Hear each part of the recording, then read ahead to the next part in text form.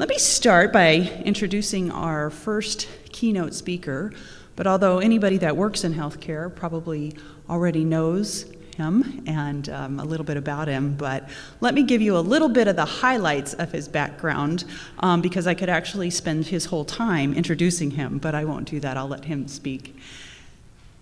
Leonard Schaeffer is the founding chairman and CEO of WellPoint, the nation's largest health insurance company. WellPoint has over 33 million medical members and annualized revenues of $58 billion. He is currently the Judge Robert Maclay Widney Chair and professor at the University of Southern California and a senior advisor to TPG Capital. So ladies and gentlemen, please join me in welcoming Leonard Schaeffer.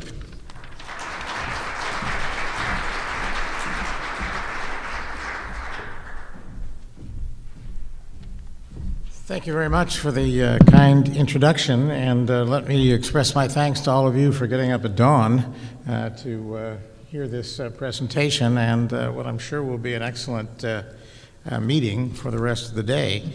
I want to commend the people that organized the event, and particularly commend the young people who were here early setting up all of this technology.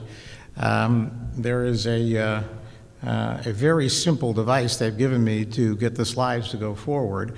And this is, as opposed to what happened to me about, 6 months ago. I was giving a talk in what can only be described as a very ritzy hotel in Beverly Hills. And a young man came up and he gave me a device and he said, "This is an online, real-time, bubble memory, audio-visual environmental controller." Thank you very much. And you just press the magic button and your slides will go forward. So I pressed the magic button and absolutely nothing happened. This is not good for a speaker. Worse yet, when I pressed that magic button, every single garage door in Beverly Hills went up. Thousands of Rolls Royces naked in the noonday sun. So I have not been invited back to Beverly Hills, but I'm very happy to be here in Anaheim. Today I want to ask a question about health reform and the economy. Are they good for each other? And to answer that question, I'd like to talk about four things. First, the cost challenge, which I think we're all familiar with. Then spend some time on the good news that's inherent in the healthcare reform bill, but also highlight some of the doubts that are emerging about whether this piece of legislation is actually going to reduce cost, and then say some things about the future, both short-term and long-term. I want to begin, though, by telling you that I earnestly hope that I'm wrong about the future. But I'm afraid you're going to have to figure that out, and many of you are going to have to work through it. So let's start by talking a little bit about cost. Everyone here knows that healthcare costs are high and that they're going up. What's important to understand is what a big part of our economy they've become and what a big part of government expenditures they are and will be in the future. Since 1970, health spending has been up an average of 2.5% more than the growth in the gross domestic product. I'm going to spend most of my time today talking about economics, not about healthcare. This is a very important number. Since 2010, or in 2010, the U.S. healthcare total spend is estimated to be about $2.6 trillion, or about 17.5% of GDP. Now, you read all these stories and you hear all these numbers. How much is a trillion, actually? Well, it's hard to conceptualize, but I saw a little thing in the paper a couple of years ago that helped me understand it. 1 million seconds, time I'm talking about, 1 million seconds is the equivalent of 12 days. 1 billion seconds is the equivalent of 33 years. 1 trillion seconds takes 30,000 years. So we're talking about not just seconds, we're talking about an awful lot of money.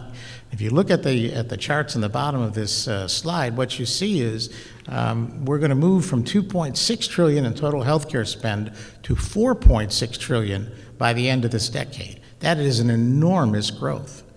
Healthcare spending will be almost 20% of the gross domestic product, and over half of it will be spent by government. So this is a huge part of our economy and a huge impact most of it is coming from government, so it has a huge impact on government policy. But before we bemoan healthcare costs, let's take a look at the good news that's inherent in this healthcare bill. This is a CBO chart, and what it shows is that under the new law, there's projected reduction in the number of insured by 32 million. Versus what would have happened under prior existing law.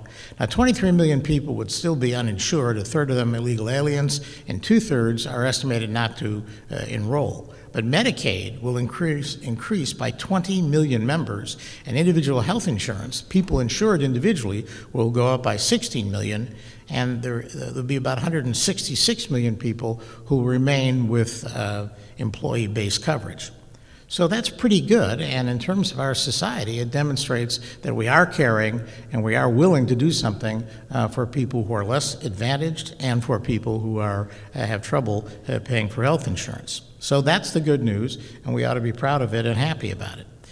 However, it's pretty certain that that increase in coverage is going to bring with it increase in costs. This is based on materials developed by the CMS actuary.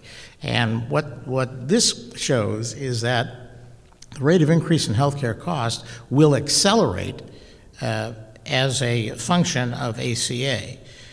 Spending will rise more quickly under ACA than without it in all categories of care.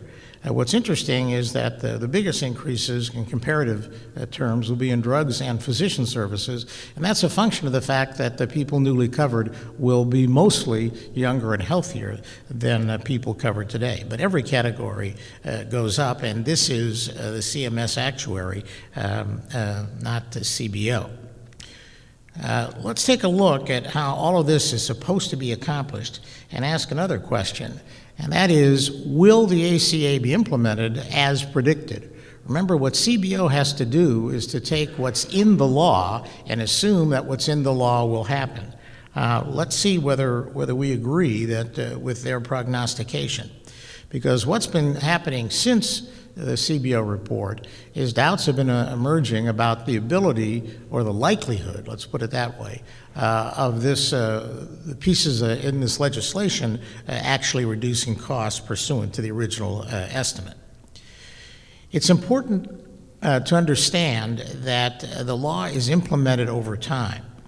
And before I get into the details, let me explain the Christmas colors on this chart. Green is any increase in coverage. So as you can see, there's a lot of coverage that gets expanded in the first 2 years of the bill. Red is reductions in cost or things that are supposed to change the way the healthcare system works or the funding for the healthcare system so that it will reduce costs.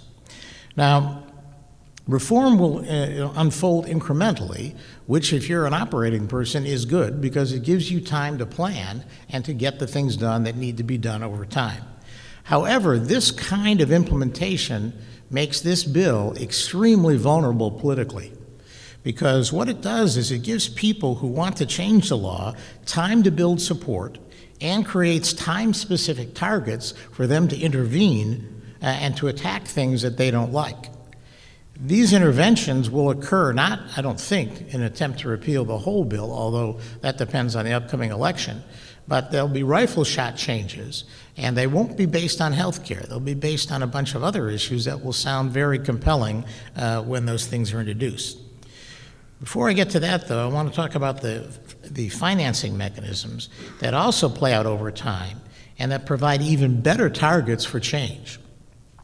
If you look carefully at this chart, what you see is that there's a combination of new revenues, $525 billion in new revenues, and program cuts, $455 billion in cuts, that are required to fund the law and make it appear to be revenue neutral. Now, this new revenue, this new $500 billion in revenue, is a function of 14 different tax increases. And believe me, there are lobbyists and fundraisers working today to convince lawmakers to reduce or repeal every one of those 14 increases. There's somebody who, quotes, gets hurt in their minds and wants to stop each one of those.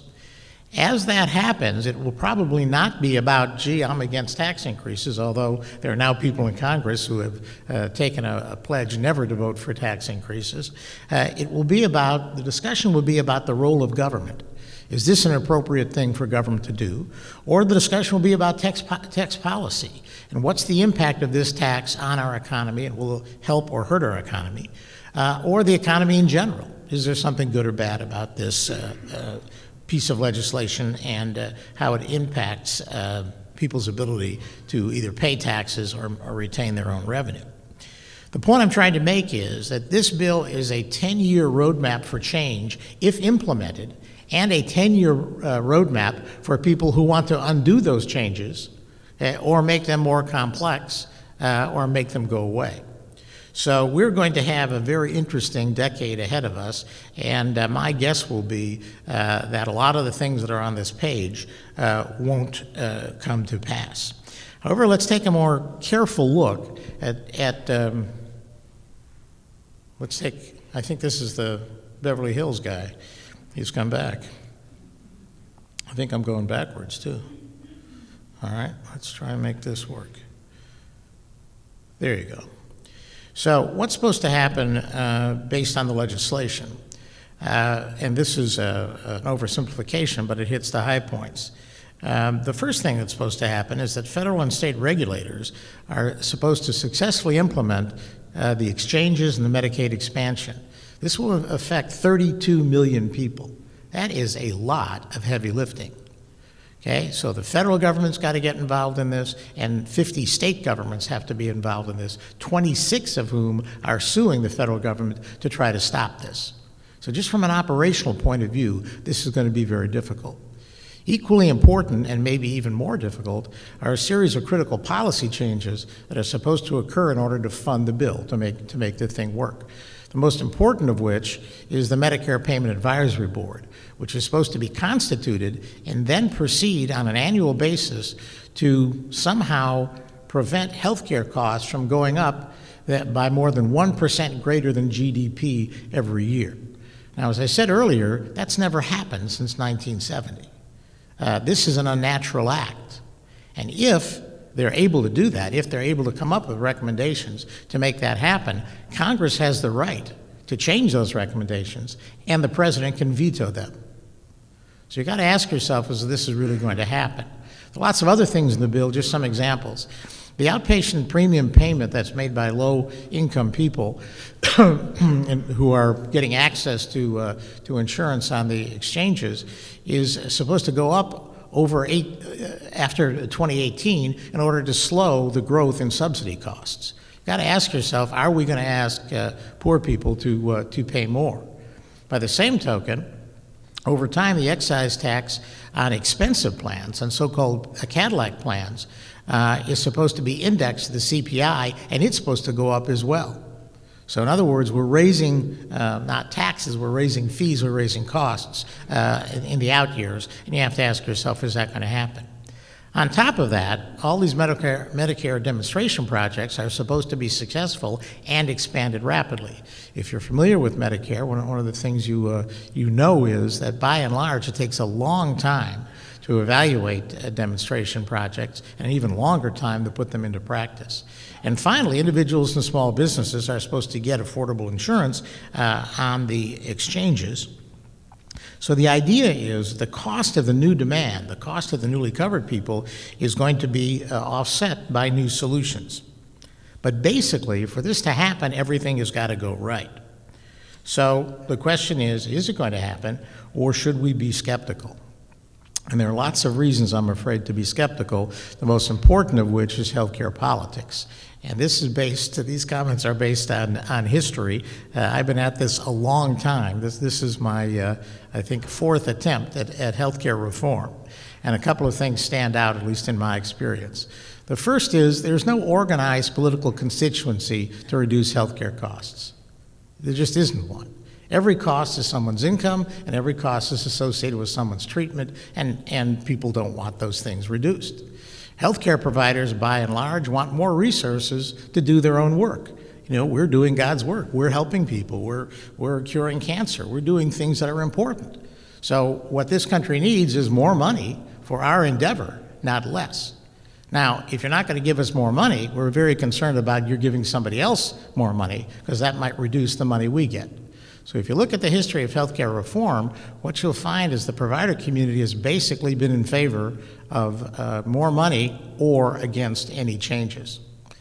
Healthcare consumers don't conceptualize healthcare the way providers do. It's not a continuing process. It's, I need healthcare when I need it, and I want it now.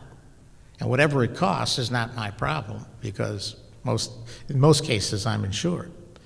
If you look at the healthcare system the way economists look at it, what you find is healthcare entities tend to optimize at the local level, which suboptimizes the system as a whole. We have more capacity, we have more people working, we have more stuff going on than we need if we could design the system from scratch.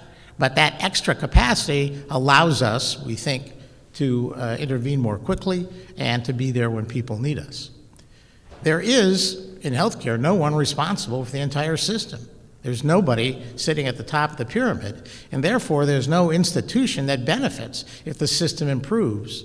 We benefit if our particular piece of the pie improves.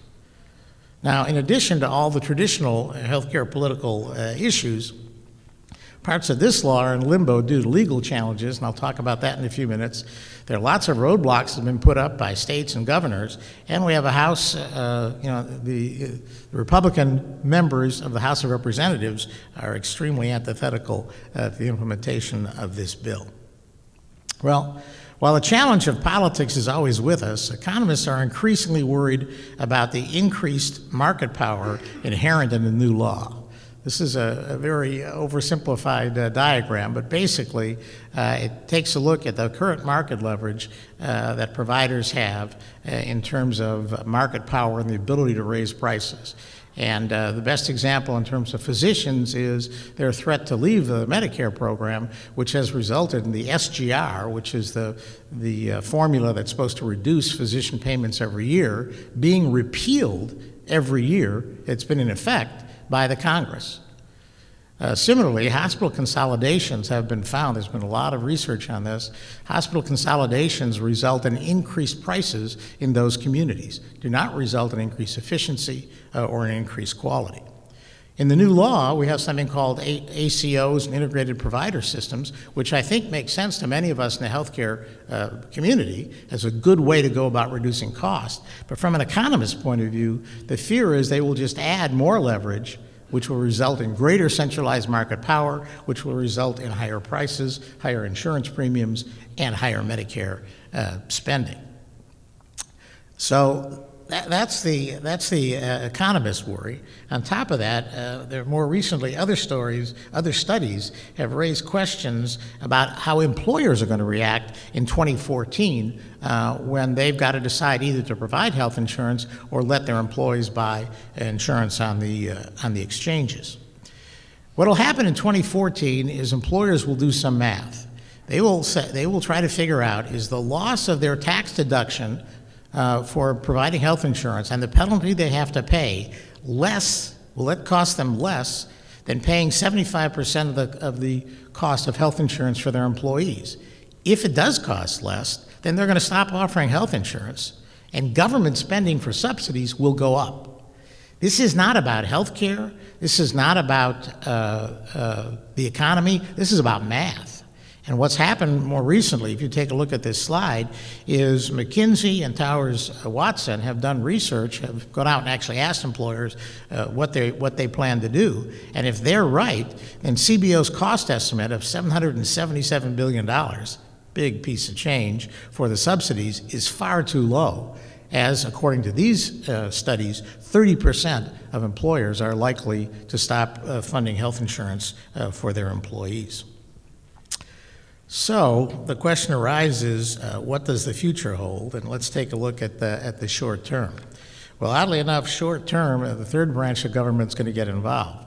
In November, the Supreme Court agreed to rule on the constitutionality of the individual mandate and decided to hear the appeal from these 26 states questioning the federal government's right to force them to expand Medicaid. So on this slide, you'll see 4 very important legal questions and at least 4 possible outcomes. Fortunately for you, I'm not going to go through this slide because regardless of what the Supreme Court decides, healthcare costs are going to continue to go up, and that's my topic for today. If the Supreme Court allows the ACA to survive as written or pretty much as written, we're back to what I said earlier, a 10-year rollout that will say in each year something is supposed to happen, and in each year there's going to be a political battle over those some things, driven by the people who don't want those some things to happen. Sophisticated stakeholders, and there are a lot of them, are building bipartisan support for their particular self-interested change. And it's rarely, as I said earlier, about health care. It's usually about the role of government, about tax policy, and sometimes about economic impact. So you'll see lots of new bills or waivers, and the administration has already granted an awful lot of waivers that result in piecemeal changes in provisions. You'll also see, I think, attempts by the states to substitute parts of the plan, and they get that through waivers. The problem with all of this is it will probably result in unintended consequences because you have a narrowly focused change that has to interact with all the rest of the ACA provisions and the way healthcare really works. And if you're making a change because you think it makes sense from tax policy, it may or may not make sense from the point of view of healthcare delivery. And in fact, most of the time it doesn't. So what I see is 10 years of operational and legislative uncertainty. And I bring you that news, sadly. The only thing I'm happy about is that I'm retired. You guys are going to have to work through it. If the ACA does not survive, guess what? It doesn't have much of an impact economically. We may not have that big increase in Medicaid, and we probably won't have comprehensive federal reform tried again. But there will be piecemeal things going on, and costs will continue to go up. I also think health reform will be a big focus on the state level because the reason those 26 states are suing is they can't afford Medicaid. One of the big issues buried in the ACA is offloading the cost of Medicaid in the out years, and states can't afford it. They are literally going broke. This is just the healthcare impact, and unfortunately, this is the good news. Long term, our economy faces a significant challenge due to healthcare costs, no matter what the Supreme Court does. And I want to shift to that and spend the remainder of my time on this impact. Long-term, rising healthcare costs are a significant threat to the economy. This is not about whether healthcare is good or bad, not about whether people need it. It is an economic fact. This is a CBO chart, and it shows healthcare spending as a percent of the GDP. This is all spending, government and private. In the past 30 years, total spending for healthcare has more than doubled as a percent of the gross domestic product. What this chart shows you is in a little over 20 years, healthcare will be 1/4 of our GDP. That's not a long time. What this means is open up your wallet, take a look at the money you've got, and understand that 1/4 of it is going to go to the healthcare system. According to this work, this is CBO's work, by 2080, healthcare will be 43% of the GDP. Now, long-term projections are always uncertain, but the key issue is not whether it's going to hit 43% in 2080. The key issue is that Medicare and Medicaid costs drive the growing gap between federal revenues and spending, and that drives our cumulative deficit, and that's a big economic problem, and it's a big security problem for this country. And let me take you through a slide that I hope you will remember. This shows federal spending and revenues. The black line with the dots is and this is a GAO chart, shows the expected revenues for the federal government. And historically, revenues have always been between 18 and, not always, last 30 years, between 18 and 20% of the GDP. What the colors are in the stacked bars is where that money goes. What's important to understand is yellow, which is everything except Social Security, interest, and Medicare and Medicaid, is pretty much flat. That's not growing. The other thing is the red, which is Social Security, actually grows relatively slowly. Plus, Social Security is relatively easy to fix. There are things you can do if you really want to change the rate of increase. What is driving the disparity between revenues and total expense is Medicare and Medicaid and the resulting impact on interest of the debt.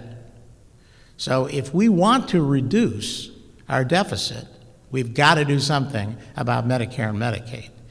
That is the point of the story. Now, the precision of these estimates we can argue about. This is GAO. I don't know how good they are. But now we're not talking about 2080. We're talking about 2040. And actually, the thing to worry about is 2030, because that's when things really get bad. So this imbalance between revenues and expenditures driven by health care drives the federal government to borrow more and more money. And a question I think you want to look at is how much more? The U.S. government has a debt today of over $14 trillion. That's equivalent to 69% of our gross domestic product. Even with the recent deficit deal, in this year, 2011, that debt will grow by $1.5 trillion. Now, for those of you who worry about our deficits, let me make clear, I'm not against deficits. I think it's pretty straightforward that some years you don't get the revenues you expected, and most economists will so is not a big deal. The issue is the size of this cumulative debt and the cost of interest associated with that debt, and most importantly, the political consequences of having this huge debt. And how huge is it? As you can see on this chart, our previous high was during World War II. Today, we're a little more than half of that, but we are projected by 2035, and by the way, if you look at these charts, each one gets closer and closer. 2035 is not that far away, to be at 250% of the GDP. Well, that means we have to continue to borrow more and more money. And the political consequences of relying on other people to finance our debt is what's troublesome. In 2010, 53% of the national debt was funded domestically. That means 47% is funded by people outside of our country. Who are those people? Well, guess what? The top three are China, Japan, and the United Kingdom. Now, I'll tell you a little story here about what happens when other people own so much of your debt. I don't know how many of you were around, but in the 50s, the English and the French got very worried about access to oil, and they felt that the people controlling the Suez Canal were preventing them from getting the oil they needed, so they invaded the Suez Canal. Those are the good old days when Western countries had all the money and all the arms, and they were going to take over the Suez Canal to increase the flow of oil to their shores. President Eisenhower didn't like that idea, and he asked his Secretary of State to call the Prime Minister of England. And apocryphally, the conversation went something like this. Hi, understand you guys have invaded the Suez Canal. Yep. By the way, who buys your debt? Now, this is post-war United Kingdom. This is a country that was taken to its knees, had no money, and was being supported basically by the United States. And allegedly, the Prime Minister said, well, you do. And the Secretary of State said, and if you don't get out of the Suez Canal, we're going to stop doing that. And the next day, England and France, all their troops, left the Suez Canal. Now, the national security fear is, at some point, the Chinese or the Japanese are going to have a self-interest that is not aligned with ours. And they are going to use that leverage, which is substantial, given how much debt the Chinese have, against us, to get us to do what they want. What's even more disturbing is the Chinese and the Japanese don't get on. Those are not, their self-interest is very different. And what's most likely is they will get into some kind of a disagreement, and they will come to us with threats about buying our debt. So the issues surrounding the cumulative debt are not just economic, they are national security issues, and they worry people whose responsibility is our national security. But let's get back to the economic end of things. What are the consequences of a big federal debt? Now, this is a CBO chart, and what they say is that as the debt grows, it crowds out investment. In other words, people don't invest in industry or in business or in other things. They invest in our bonds, and as a result, we have lower output and lower income. Higher interest payments result in higher taxes, again, lower output and income. The reduced ability to borrow means less policy flexibility. Now, if you've been watching what's going on in Europe, this is playing out in real time. What you see is Greece couldn't sell its bonds, then Italy had trouble, and now Germany, the strongest economy in Europe, is having trouble selling bonds. They had a failed auction last week. So this is not, some economic highfalutin theory. This is real, and if it happens to us, we got big trouble because, as you saw on the previous slide, we need people to buy our debt. It also increases the chance of a sudden fiscal crisis. So how do the economy and healthcare get along? Here's the logic train. Healthcare drives a deficit. The deficit increases the national debt. The large debt hurts the economy and leads to national security issues. So, fortunately for us, the Congress decided to appoint a super committee to solve the problem. The super committee, of course, is the latest example of the dysfunction in our Congress, and we could have a whole meeting on that. What's important to understand is this triggers sequestration. What that means is the failure of the super committee means there'll be an automatic cut of $1.2 trillion over 10 years. Now, like everything Congress does, automatic has a different meaning than what you and I are used to. It's automatic unless the Congress acts to block the automatic cuts, which they can do. And there's tremendous pressure in the Congress to do so because some $400 billion plus of those cuts are defense cuts. Remember I mentioned national security? One of the few things that brings Americans together is our security. And it's hard to believe that all those cuts are going to happen in defense, particularly if you saw the Secretary of Defense recently explain that if those cuts were taken, we'd have the smallest Navy and Army since 1940. So stay tuned for what the Congress does. However, the impact on us is allegedly an automatic 2% across the board cut in Medicare provider payments. It's, I think, very important for you to understand why they chose that way of cutting healthcare costs and why it is politically popular, okay? This is a politically popular way to cut costs. First, it's popular because it doesn't cut benefits. You can say with a straight face to seniors, we're not reducing your Medicare benefits, okay? And they all will say it, okay? The second thing is it's popular in the healthcare community because everybody is treated the same. Everybody is treated equally. Everybody allegedly is treated fairly, okay? So it makes it difficult for any one group to say, stop this cut, it's doing something terrible. Plus, it's only 2%. It's $123 billion over 10 years. The point I want to make to you is if you can do 2% now, you can do 2% more next year, and maybe 4% and maybe 5%. And what's terrible about this approach is it doesn't do anything to change the way healthcare is delivered. It just takes an expensive system and says we're going to pay you less to do what you've already been doing. This is a really ugly way to cut healthcare costs, but it will, I think, happen again. The traditional reaction among providers, if you look at it from an economic point of view, if the price or the reimbursement per unit of service goes down, providers tend to increase the number of services to offset the reduction in their revenues. If that happens, you're going to get a very angry Congress, and they're going to do a lot more in the way of cuts across the board. Now, the good news is Congress could still act to reduce the deficit, but that's very doubtful they'll do anything before the election.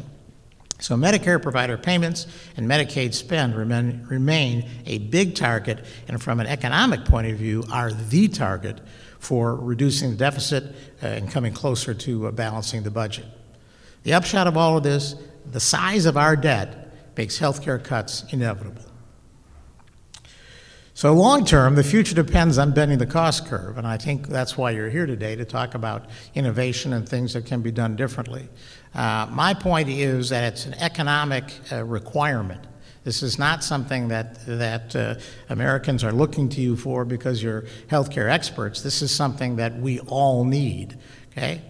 The problem is that historically, healthcare politics, incentives, and the lack of accountability have frustrated cost reduction and quality improvement. Expansion of the existing system without reform means higher deficits, more debt, political posturing, and continuing legislative and regulatory changes. We've got to transform the underlying delivery system to significantly impact quality and control costs. Right now, I think most people in healthcare believe that it's their responsibility to do that, and you know how to do it, or we can debate how to do it.